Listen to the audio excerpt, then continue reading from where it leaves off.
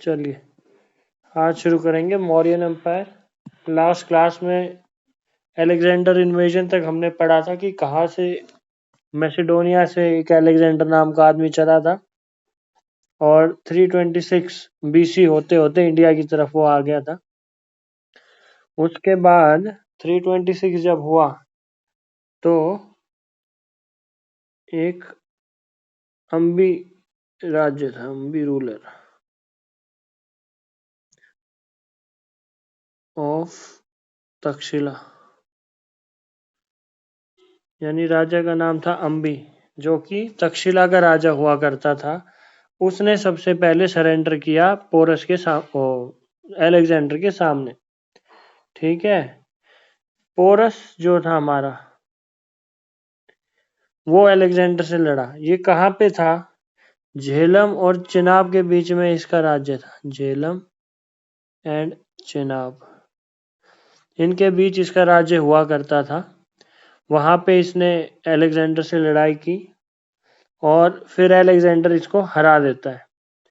But इसकी बहादुरी देखकर वो अति प्रसन्न होता है। वो फेमस डायलॉग आपने सुना ही होगा कि जब वो इससे पूछा जाता है कि भाई तुम्हारे साथ मैं क्या करूं, तो वो ये कहता है कि जैसा एक राजा राजा के साथ व्यवहार करता है वैसे ही मेरे साथ व्यवहार किया जाए।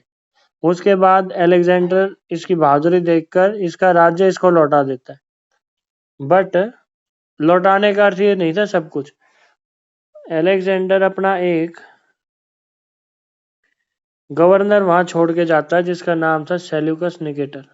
सेल्यूकस निकेटर,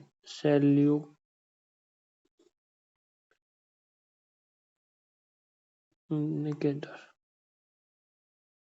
ये उसका गवर्नर था। ठीक है, वो यहाँ पर छोड़ के चला जाता है और मूव ऑन करता है। ठीक है, बट वो आगे इंडिया में नहीं बढ़ पाता क्योंकि कुछ रीजन थे उसके कारण। मोस्ट जो सबसे बड़ा रीजन था, इसको 10 साल हो गए थे अलेक्जेंडर को निकले हुए, तो इसकी आर्मी अब थक चुकी थी। ये लोग गिव अप कर चुके थे। सेकंड, इन्होंने मगध के बारे में सुना था कि इंडिया का एक छोटा सा राजा जिसका नाम पोरस है वो इतना पावरफुल हो सकता है। तो मगध को तो कहते हैं इसके पास 10,000 से ज्यादा एलिफेंट्स हैं, इसीलिए उनके मन में एक भय आ गया था। Third reason, temperature. इंडिया का टेम्परेचर बहुत ही ज्यादा उस समय कह सकते हैं हॉट एंड ह्यूमिड था, इसलिए उनकी तबीयत और ज्यादा खराब होने लगी। इसी कारण अलेक्जेंडर आगे नहीं बढ़ पाया और वहां से वो वापस लौट जाता है। रास्ते में उसकी मृत्यु होती है। ठीक है, और अलेक्जेंडर पोरस को हरा के बियास नदी के पास, ठीक है, निकल जाता है। यहाँ से वो आगे बढ़ता है वापस के लिए। ठीक, अच्छा, अलेक्जेंडर और पोरस के बीच जो युद्ध हुआ उसको कहते हैं बैटल ऑफ हाइडेप्सिस। बैटल ऑफ हाइडेप्सिस, ठीक है, जो 326 बीसी के अंदर बैटल ऑफ हुआ। झेलम भी कहते हैं ना भैया। करेक्ट। जो ग्रीक्स थे वो हमारी रिवर्स का नाम ले नहीं पाते थे, तो वो अपनी भाषा में लिखते थे। झेलम का ही नाम हाइडेप्सिस है। ठीक है, क्लियर? यहाँ तक कोई डाउट? हाँ भैया। ठीक है, 326 बीसी आ चुका है, मगर इसके साथ साथ हमारे मौर्यन एम्पायर की नींव जो है रखी जा चुकी थी। अब आज से हम पढ़ेंगे मौर्यन एम्पायर। जो बैटल ऑफ एडेप्सिस था 326 बीसी था, पर मौर्यन एम्पायर कब से कब तक था? 321 से 184 बीसी। 184 बीसी। ठीक, इसका फाउंडर कौन हुआ? Chandragupta Maurya. Chandragupta Maurya, he was the founder of Mauryan empire. इसने किसको हराया था? नंदाज या नंद डायनेस्टी को खत्म किया था। किसकी हेल्प से? कौटिल्य की मदद से। ठीक है, 305 बीसी के अंदर, 305 बीसी के अंदर ये क्या करता है? सेल्यूकस निकेटर को हराता है। सेल्यूकस निकेटर, जो कि गवर्नर था किसका? अलेक्जेंडर का। ठीक है। उसके बाद सेल्यूकस को हराने के बाद सेल्यूकस निकेटर इसको क्या क्या दे के चला जाता है? ईस्टर्न अफगानिस्तान, उसके अलावा पूरा बलूचिस्तान बलूचिस्तान का सारा एरिया जो है चंद्रगुप्त मौर्य के अंडर आ चुका होता है। और वेस्ट ऑफ इंडस नदी के वेस्ट का हिस्सा भी सेल्यूकस निकेटर जो है हारने के बाद चंद्रगुप्त मौर्य को दे देता है। ठीक है। सेल्यूकस निकेटर अपनी लड़की की शादी चंद्रगुप्त मौर्य से करता है। इन रिटर्न चंद्रगुप्त मौर्य इसको 500 एलिफेंट्स उस समय देता है। कोई डाउट यहां तक? ठीक है। सेल्यूकस निकेटर ठीक का है भैया। अम्बेसडर सेल्यूकस निकेटर हारने के बावजूद, क्योंकि लड़की इसने अपनी भेज दी थी, अपना एक एम्बेसडर और इसके राज्य में भेज देता है जिसका नाम था मेगास्थनीस। मेगास्थनीस। ठीक है। मेगास्थनीस चंद्रगुप्त मौर्य के कोर्ट में रहने लगता है। ठीक। यह एम्बेसडर किसका था? सेल्यूकस निकेटर का। बाद में इसने काफी सारी बुक्स लिखी जिससे हमें मौर्यन एम्पायर और इनके एडमिनिस्ट्रेशन के बारे में पता चलता है। ठीक। एक इम्पॉर्टेंट बात है, एक ग्रीक राइटर था, ग्रीक राइटर जिसका नाम था जस्टिन। सॉरी। उसने चंद्रगुप्ता को क्या नाम दिया था?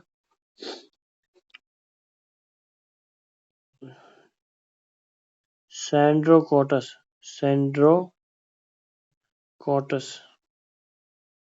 बहुत फेमस क्वेश्चन है, काफी एग्जाम्स में मैंने देखा है ये।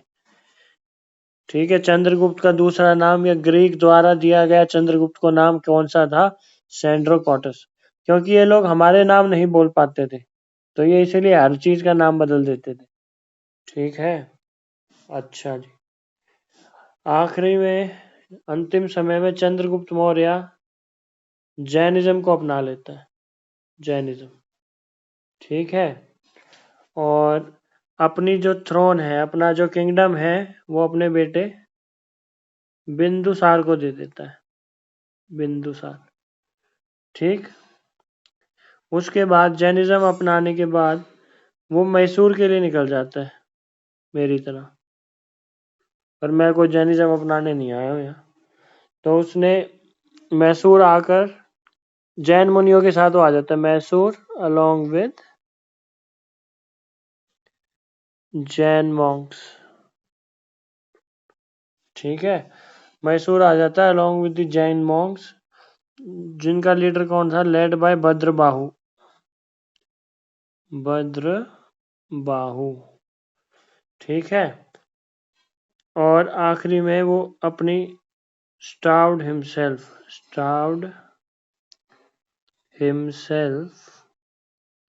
To death. ऐसे चंद्रगुप्त मौर्य की मृत्यु हो जाती है।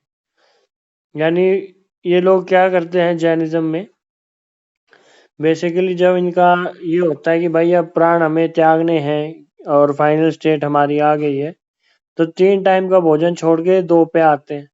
धीरे धीरे करके 1 टाइम का भोजन लेने लगते हैं। ऐसे सिमिलरली पानी भी 1 टाइम में, 1 बारी में 1 बार, मतलब पूरे दिन में 1 बार, धीरे धीरे 2 दिन में 1 बार भोजन। ऐसे करके पूर्णतः वो खाना तक छोड़ देते हैं और फाइनली मृत्यु को प्राप्त हो जाते हैं। तो क्योंकि चंद्रगुप्त मौर्य ने जैनिज्म अपना लिया था, तो उसने भी इसी पद्धति को फॉलो करते हुए अपने प्राण त्याग दिए थे। यहाँ तक कोई doubt? Keep making your notes. आगे बढ़ते हैं। उसके बाद आता है बिंदुसार। नहीं भैया। क्या नहीं लिखा था क्या? ये लो, लिख लो।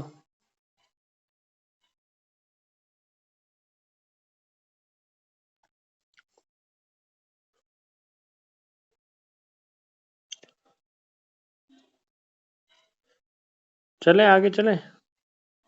Next is Bindusara.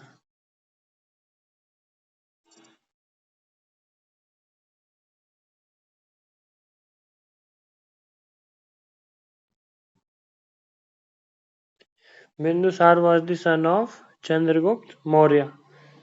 अच्छा, ग्रीक्स ने इसको भी नाम दिया था। Greeks gave him name. कौन सा? या called him as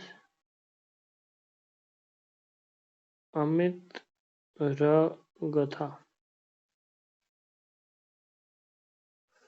अमृतरगथा which means slayer of enemies, यानी दुश्मनों को मारने वाला। एनिमीज, इसका मीनिंग क्या है? अमृतरगथा, स्लेयर ऑफ एनिमीज। बिंदुसार के राज में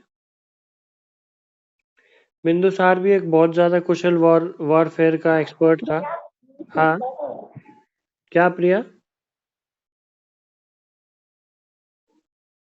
प्रिया,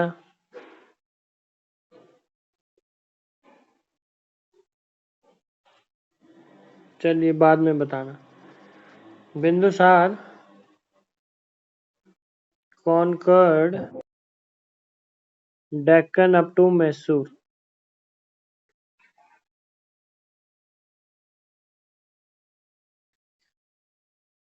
अब अगर भारत का एक नक्शा बनाया जाए,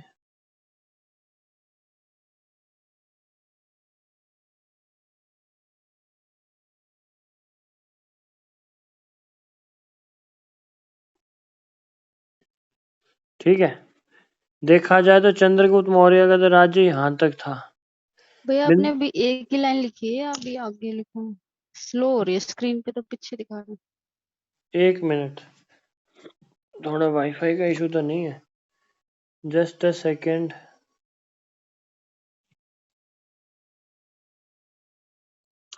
देखो, चंद्रगुप्त मौर्य का जो शासन था वो इंडिया, पाकिस्तान, बलूचिस्तान, ये यहाँ नीचे बलूचिस्तान है, और अफगानिस्तान, ये पूरा एरिया चंद्रगुप्त मौर्य के टाइम पे कवर हो चुका था। ठीक है, और बिंदुसार लड़ते लड़ते अप टू मैसूर यानी कर्नाटका उसने पार कर लिया था। साउथ के जो ये हमारे तमिलनाडु और केरला का राज्य था ये बचे हुए थे सिर्फ। अदरवाइज जो मौर्यन एम्पायर की सबसे बड़ी अचीवमेंट थी कि they unified India. Unified India as one kingdom. ठीक, पूरे देश को एक राज्य बना दिया था इन्होंने। ओके, और इसके बाद ये देखो, जो सेल्यूकस निकेटर का वो था, सेल्यूकस निकेटर चला गया था। सेल्यूकस निकेटर की स्पेलिंग क्या होती है? NICATOR। जाता जाता इसके बाद जो गवर्नर आया इंडिया के अंदर इनका, उसका नाम था एंटियोकस। एंटियोकस, ठीक है। उसने मेघास्थनीस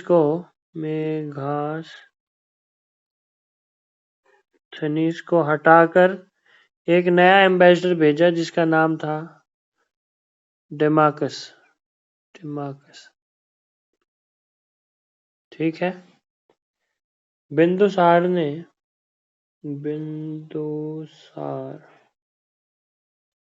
अपॉइंटेड, वो अपने छोटे लड़के को,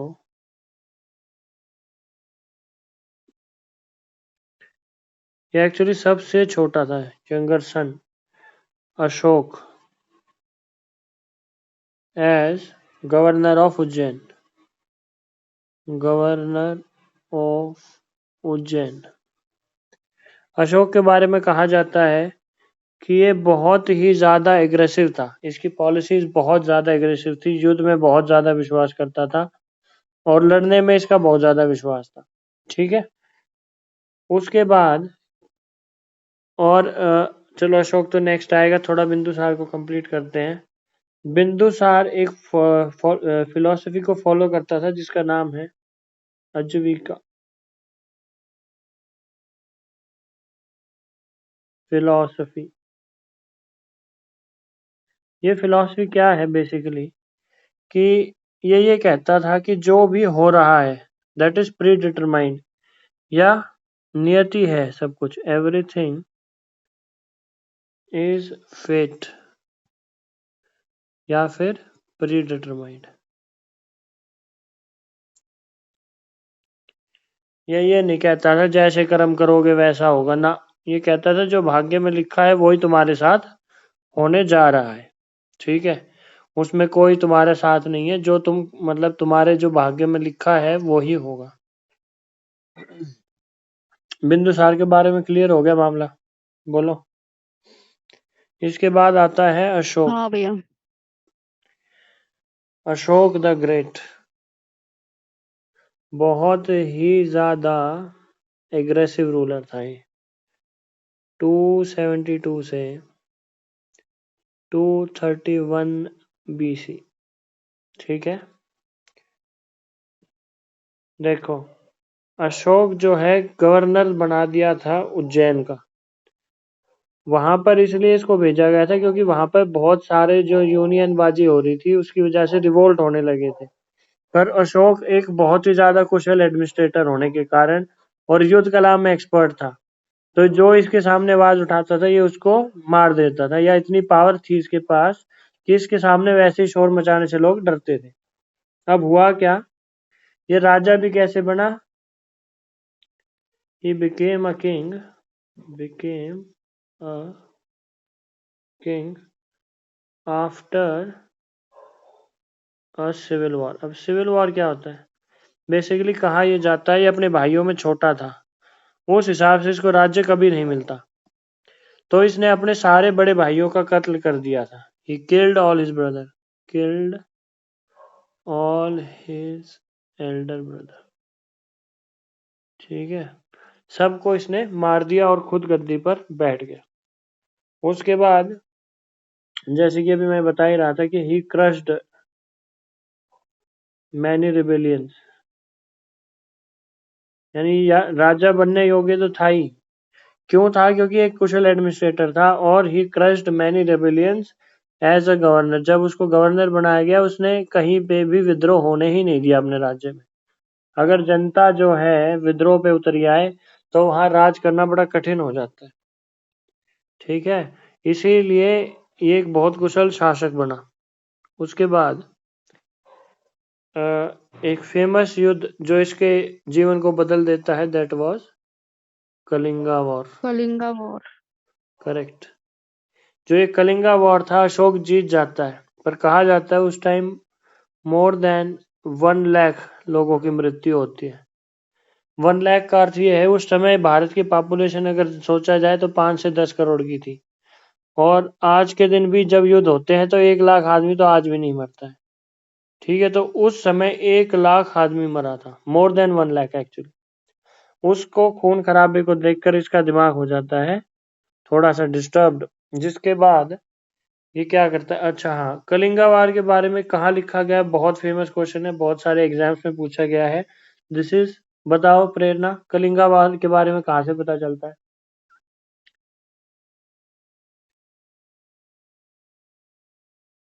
रॉक एडिक्ट नंबर 13। अभी बताएंगे एडिक्ट क्या होते हैं। अच्छा, 13 शिलालेख। करेक्ट, शिलालेख हिंदी के अंदर बोलते हैं। इन्होंने क्या किया था, पत्थरों के ऊपर पूरा इतिहास लिखवाया गया कि हमारा राज्य कैसा था, यहाँ कैसे शासन किया हम लोगों ने, तो इन्होंने पूरा वर्णन पत्थरों के अंदर गुदवा दिया। ठीक है, इतना खून खराबे के बाद अशोक क्या करता है, he takes up which religion, Buddhism. Chandragupta Maurya ने कौन सा लिया था प्रेरणा।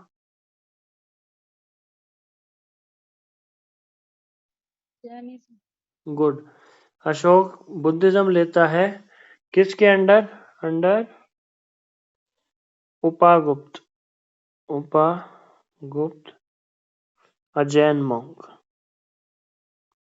एक जैन मॉन्क जिसका नाम था उपागुप्त, वो इसको बुद्धिज्म के अंदर ले जाता है और ये पूर्णतः बुद्धिस्ट हो जाता है। पर इसका अर्थ ये नहीं था कि ये गिव अप कर देता अपने राज्य को। इसने अब ये कहा युद्ध से नहीं, अन्य रास्तों से हम अपने राज्य का विस्तार और विकास करेंगे। तो बेसिकली ये मैट्रिमोनियल अलायंस पे आ जाता है, दो लोगों की जो बेटियां थी उनसे शादी करके अपने राज्य का विस्तार करने लगता है।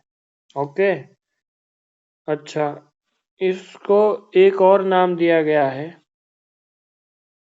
मोगाली पुत्र त्रिशा।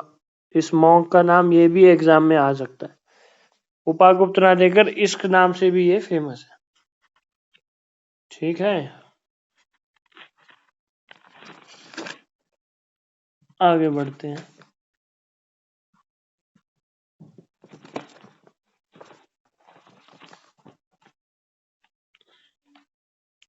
अब जो बात मैंने कही उसको हम नोट डाउन करवाते हैं कि कलिंग युद्ध के बाद और बुद्धिज्म अपनाने के बाद Ashoka abandoned Ashoka abandoned the policy of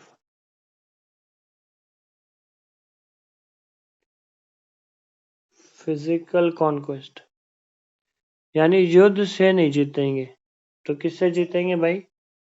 in favour of cultural conquest, cultural conquest. ठीक है, और इसी बात को इनकी भाषा में अगर लिखा जाए तो Bherighosha replaced by Dhammaghosha. Jainism Buddhism के अंदर धर्म को धम धम कहते हैं, Dhammaghosha. Okay, this is okay भैया। हाँ, this is very important sentence. Exam में इसको उल्टा भी पूछ सकता है, which statement is correct? Bherighosha replaced by Dhammaghosha, Dhammaghosha replaced by बहमी घोषा, right? None of the above या बोथ आर करेक्ट। तो धमा मीन्स एक तरीके से धर्म, धार्मिक तरीके से कल्चरल कॉन्क्वेस्ट करेंगे। ठीक, this was the ideology of Ashoka after he took up या when he took up Buddhism. उसके बाद इसने अपने बच्चों को, जो कि इसका एक सन था जिसका क्या नाम था, महेंद्र, और एक डॉटर थी जिसका नाम था, संघमित्रा। Very good, Sanghamitra. बहुत अच्छे प्रेरणा, गुड, संघमित्रा। इनको कहाँ भेजा? Sri Lanka. Very good, he send them to Sri Lanka, जहां पर इन्होंने क्या किया? उन्होंने बौद्ध धर्म का वो प्रचार वगैरह करना प्रचार स्टार्ट किया। किया था वहां कैसे पे। कैसे कैसे कैसे? इन्होंने इंडिया से वो बोधि ट्री नीति जो था, वगैरह। जहां पर बुद्ध ने एनलाइटमेंट पाया था, वहां की ब्रांचेस जाकर बोई थी, जो आज के दिन श्रीलंका में है और बहुत ही ज्यादा बुद्धिस्ट के लिए फेमस स्पॉट है वो। ठीक है, they planted branches of Bodhi tree, या ओरिजिनल बोधि ट्री लिख देता हूँ, original Bodhi tree. Last class में डिस्कस किया था, जैन किस ट्री के नीचे बैठा था, बताओ? साल tree. Very good, very good. अच्छा जी, अशोक ने थर्ड बुद्धिस्ट काउंसिल भी करवाई थी। थर्ड बुद्धिस्ट काउंसिल कहाँ पे करवाई थी? पाटलिपुत्र। ठीक है भाई,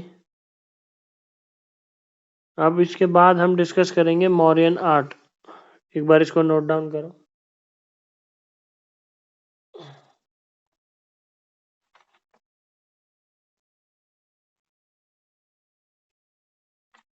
जो साल नहीं लिखा मैंने, 250 BC। ठीक है। ठीक है भैया। अब नेक्स्ट टॉपिक है मौर्यन आर्ट। इस पे काफी क्वेश्चंस आ जाते हैं। मौर्यन आर्ट, देखो मौर्यन आर्ट के अंदर जो सबसे बड़ी इनकी खासियत थी, they started use of stones काफी देखा गया। पत्थरों पर इन्होंने अपने लिखना शुरू किया, टू मेक मॉन्यूमेंट्स।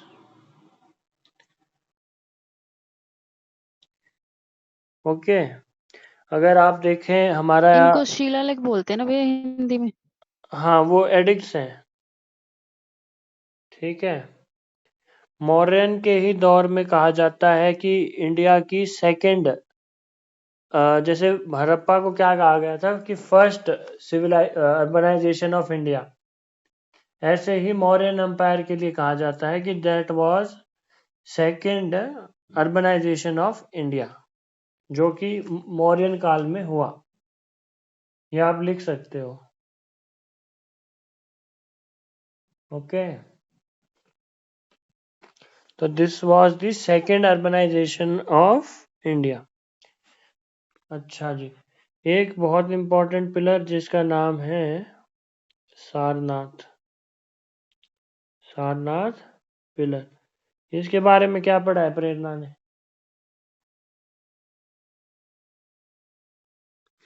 इसमें बेसिकली क्या होता है,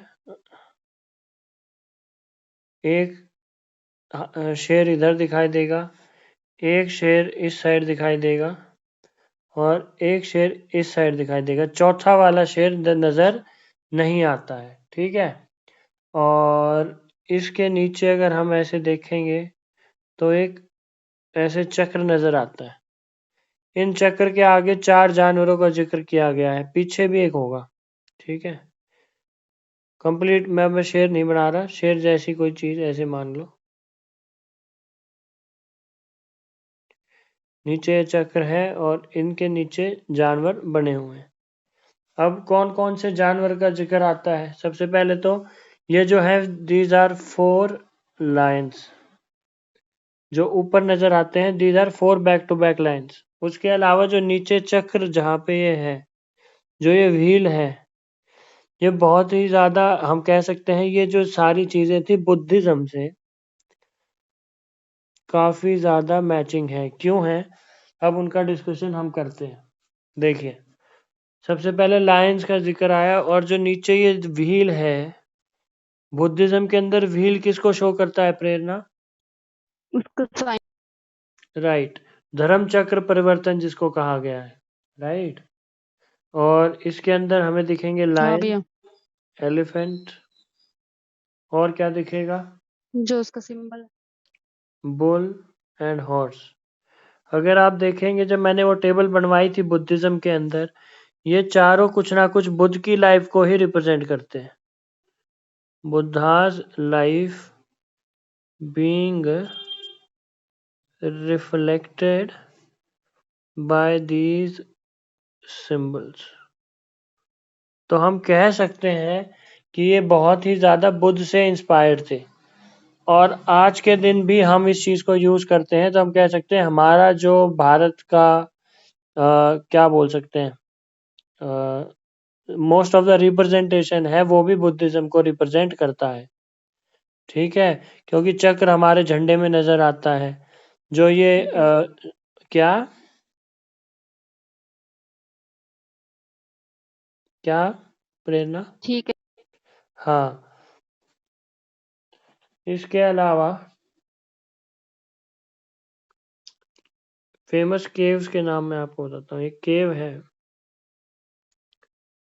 जिसका नाम है लोमाश ऋषि। लोमाश ऋषि, लोमाश ऋषि केव्स कहाँ पर है? बराबर हिल्स, BARABAR, बराबर हिल्स। कहाँ पर है ये? नियर बोध गया, बोध गया। ठीक है, यहाँ पर बहुत ये जो जगह है ये आजीविका सेट को दे दी गई, आजीविका सेट। और अभी हमने पढ़ा था ये आजीविका सेट क्या सोचता है, इसकी क्या वो होती है, आजीविका फिलॉसफी जो है, जिसको बिंदुसार फॉलो करता था।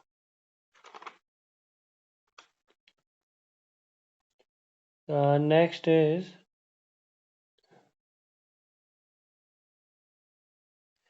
इसके अलावा जो फेमस मौर्यन आर्ट से रिलेटेड है ये है, भैया इसके नाम नहीं बताए गुफा के? अरे वो गुफा का ही तो नाम था पागल, लोमाश ऋषि क्या केव, था भैया? लोमाश ऋषि केव। ओके, यहाँ पर ये ऋषि लोग, इनके जो ओके भैया, आजीविका सेट के लोग थे, ये अपनी पूजा प्रार्थना करते थे, पद्धति अपनी फॉलो करते थे। ठीक ठीक है है। ठीक है।